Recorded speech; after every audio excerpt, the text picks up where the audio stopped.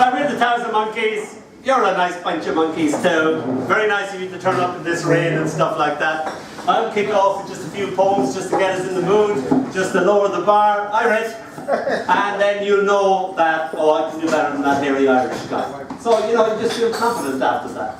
So this is a poem called Crazy Loneliness Hijacks Memory of a Beautiful Girl. Crazy Loneliness hijacks memory of a beautiful girl. Last night I missed you so much that I made love to your nightdress passionately. Now your nightdress hides from me, slinks under covers and pillows, avoids my eyes. I can't take another night without you. Your nightie can't take another night without me. I'm threatening your dresses, the kisses, caresses, your other clothes tremble in the wardrobe. Come back to me. Thank you. That was half the nightdress poem simply because the middle section fell out of my mind. And it doesn't usually do that. I was Ireland's first poet in residence in a secondary school. And I was about my fourth day of the job. I taught about 4 classes. I got sick of the sound of my own voice. And they wanted to know would I do class 2C. And I was eager to please. And I said, yeah, I'll do class 2C. And they all went, he said he's going to do class 2. And I said, what's wrong with class 2C? And they said, no, nothing wrong, nothing wrong.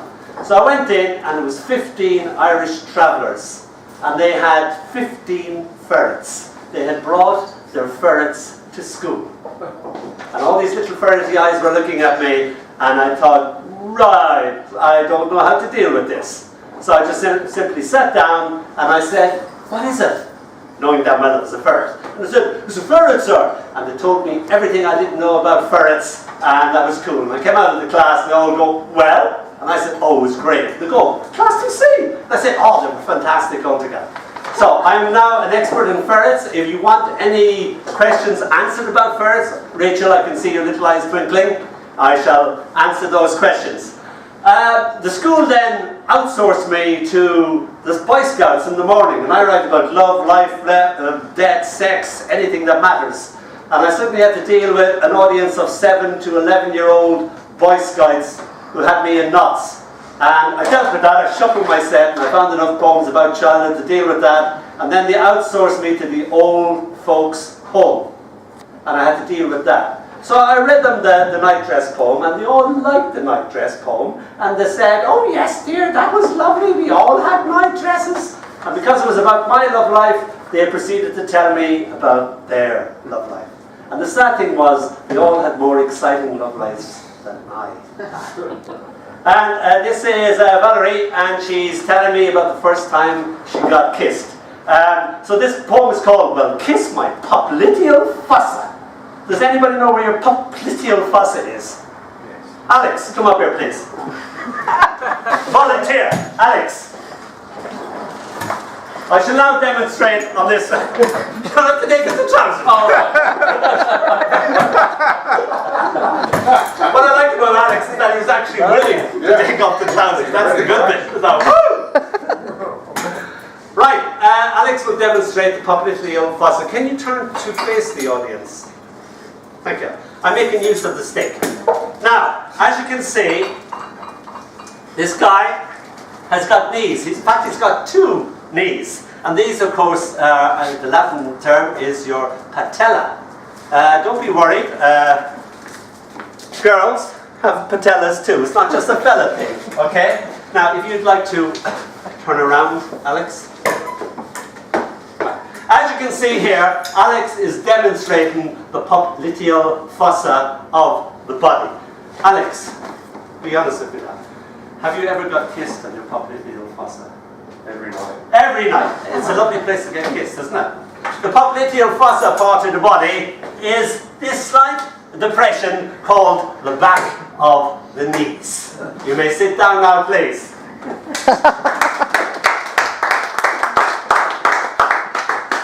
So Valerie was telling me about how she first got kissed, and that's how I came to hear the term in the first place, and how I came to write the poem. It's called, well, Kiss My Popliteal Fossa.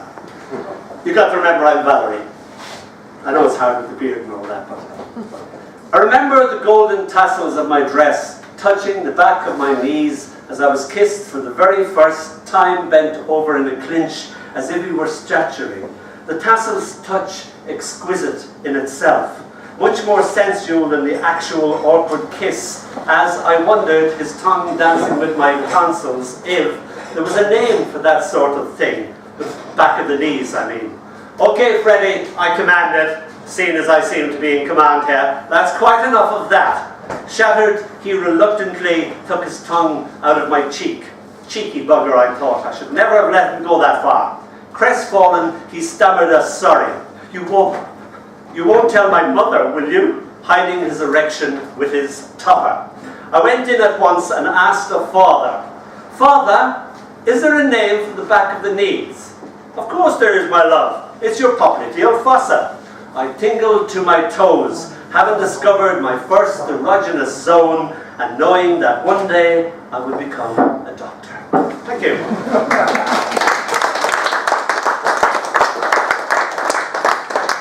One of the... got on with this now. Thanks, I think. One of the first people I met was a rather, when I came to England in '86, was a rather rotund, when I say rotund I mean obese.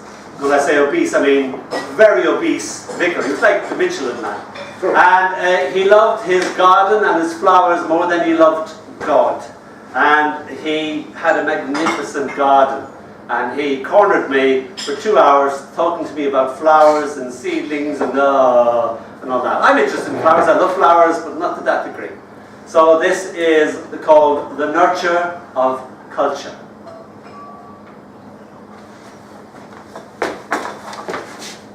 A few working pulse. He asked of his petunias. He went away cold as a snowball, he tells his gladioli.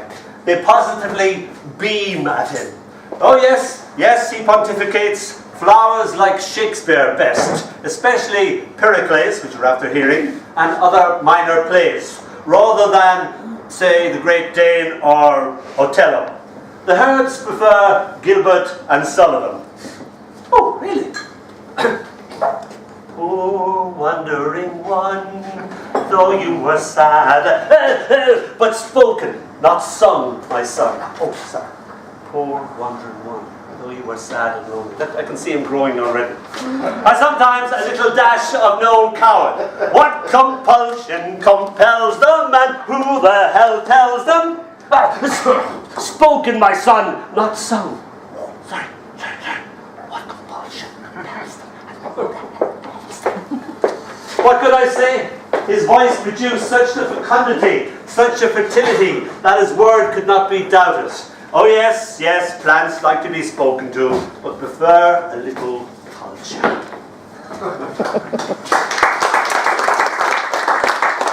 You may have gathered that my name is Dónall Dempsey. So this is a poem called Dónall Dempsey, indeed. We've had this thing with poor old Ray becoming Johnny Ray, becoming Ray Noble, becoming everybody. So this man is a changing name all the time. This is a poem called Dónall Dempsey, indeed. Clanad Yesmid, he squinted at my driver's license. It's pronounced Clanad, I said with extreme exasperation. You're not from these here parts, are you, fella? He drawled dryly, squinting closer, firstly at me, then back again to my ID. I'm of Welsh-Turkish extraction, but I was born on Venus, I explained as if to a little kid. He snorted, a tiny trickle of snot yo-yoing up and down his hairy left nostril. If you were to spell your name backwards, it would spell Dónall Dempsey. I was not amused. You know, that crazy, hairy Irish earthling poet dude? I'm not him, I fumed. All right, keep your antennas on. Jeez. He handed me back my ID, tipped his hat, wiped his nose across his sleeve. Welcome to Mars. You drive carefully now. I stepped on the rocket boosters, left him eating my stardust. Bloody customs, I yelled to myself. Dónall Dempsey. Right, enough of me, enough of me. There are other poets eager to read.